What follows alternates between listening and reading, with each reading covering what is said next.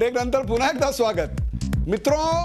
अशी साथ घातल्यानंतर आठवते ती एकच व्यक्ती 2014च्या लोकसभा निवडणुकीत धूम रंगली आहे. ती एकाच नावाची दिल्लीपासून गल्लीपर्यंत नमो नमःचा जप मंत्र सध्या आबालवृद्धांवर गारुड करतोय. अब की बार मोदी सरकार ही निव्वळ घोषणा राहिलेली नाही, तर सामान्य कुटुंबात जन्मलेला चाय विकणारा हा तरुण भारताचा पंतप्रधान होण्याचं स्वप्न पाहतोय.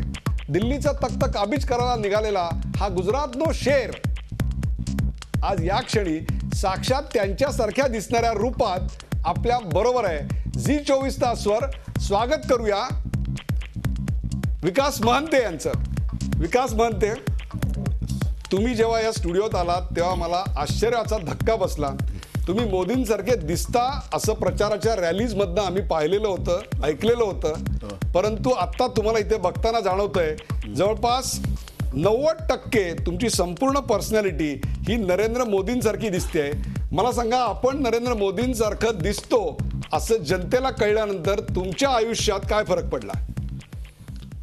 नाही, अतिशय आनंद होतो. वास्तविक आपण तसे सर्वसामान्य माणसं आहोत आणि सर्वसामान्य माणूस म्हणून जीवन जगण्याचा एक वेगळा आनंद असतो. परंतु सेलिब्रिटी म्हणून काय आनंद असतो तो मी आज अनुभवतो आहे.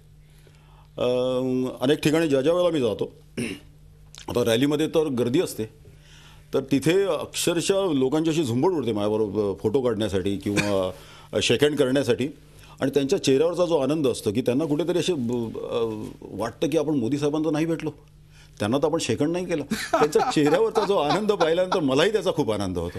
पण मला तुम्ही सांगा, त्यांना तुम्हाला भेटल्याचा आनंद होतो, पण तुम्ही प्रत्यक्ष नरेंद्र मोदी यांची भेट घेतली आहे का? हो हो. इथे गुजरातला 6-8 महिन्यापूर्वी मला वाटतं विधानसभेचं इलेक्शन होतं. त्यावेळेला रमणभाई पाटकर म्हणून MLA होते. त्यांनी मला तिथे प्रचारासाठी बोलवलं होतं आणि मी गेलो होतो. जो 2 दिवस तिकडे होतो. माझे काही मित्र होते, अनिल मेस्त्री आणि इतर. आणि तिथे गेल्यानंतर अर्थात तिकडची लोक आश्चर्यचकित झाली आणि खूप चांगल्या पद्धतीने ते रिॲक्ट झाले. आणि गार्डची रिॲक्शन काय होती? सिक्युरिटी गार्ड जे आहे हे 30 सप्टेंबरला ज्या वेळेला साहेब इथे आले होते बँडाकुर्लाला जाण्यासाठी, एअरपोर्टला आले होते, त्यावेळेला मला BJPच्या एका कार्यकर्त्यांनी मला सांगितलं की तुम्ही फक्त सदरा घालून यायचे आणि अमुक ठिकाणी येऊन गाडीमध्ये बसायचे. आणि तिथे बसल्यानंतर त्यांनी त्या कारमधनं मला त्या हायवेला सोडलं. आणि त्याच्यानंतर झाला तो सगळा वेगळाच गोंधळ झाल्यासारखा वाटला मला, कारण माझ्यासाठी सगळं नवीन होतं. आणि मग सगळी पब्लिक जी आहे ही माझ्या मागे लागली. जवळ तिकडे तर जवळ 30-40 हजार लोक होती, पण त्यातली मॅक्सिमम जी लोक आहेत ती माझ्या मागे अगदी मोदी मोदी मोदी साहेब आप आगे बढ़ो हम तुम्हारे साथ या घोषणा देत. मी थोडासा घाबरलो की हा काय प्रकार, कोणी हात पकडतं, कोणी पाय पकडतं. माझ्यासमोर हा मोठं हे होतं. पण शेवटी विचार असा केला की आता लपून चालणार नाही, शेवटी आपल्याला चालायला हवं. त्यांनी सांगितलं आता चालत राहायचं, आता मागे पुढे बघायचं नाही. आणि मग मी चालायला लागलो आणि फास्ट चालायला लागलो. त्याच्यामुळे लोक जी आहेत ती चालायला लागली. मग त्यांनी मला त्रास दिला नाही. आणि बस लोकांनी सिक्युरिटी तिकडे होती त्यांची प्रायव्हेट, त्यांनी कडं केलं होतं आणि त्यांच्या ह्याच्यातनं चालायला लागलो. आणि कुठेतरी त्या स्टेजवर मला त्यांनी उभं केलं. आणि मग शेवटी जे काही झालं ते TV वर आपणही पाहिलं असेल. कोणी शेक हँड करत आहे, कोणी फोटोज काढत आहे, प्रत्येकाला एक झलक पाहिजे असते, कारण तुफान गर्दी होती.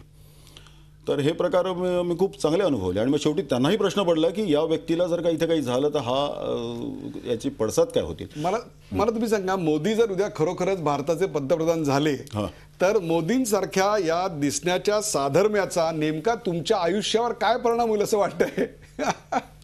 हा माझ्यासमोर असलेला प्रश्न आहे. पण जे काही होईल ते खूप चांगलं होईल असं मला वाटतंय. पण बघूया काय होतंय. आपल्याला कल्पना आहे खूप मोठी लाट आहे. वास्तविक काय आहे की अपोजिशन वगैरे म्हणतात की लाट नाही आहे वगैरे, काही लोक म्हणतात की 50-50 आहे.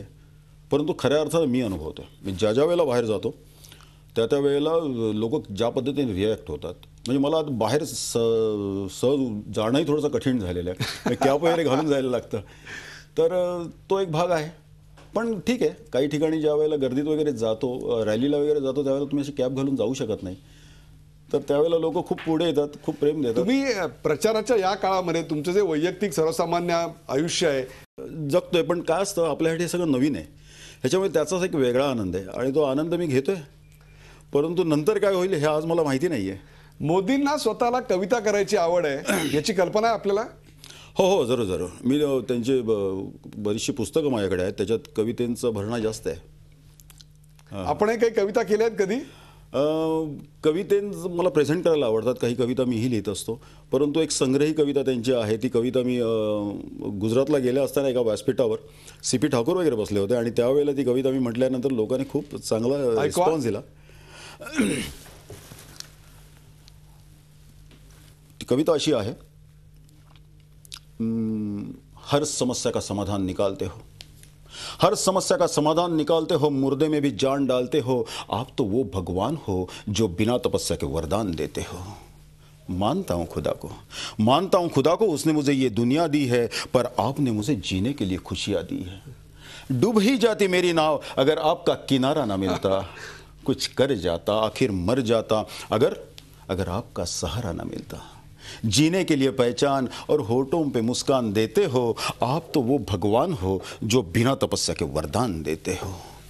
मंजिल थी दूर इतनी जितने चांद सितारे, मंजिल थी दूर इतनी जितने चांद सितारे, आपके चमत्कार से आ गए कदमों में मेरे.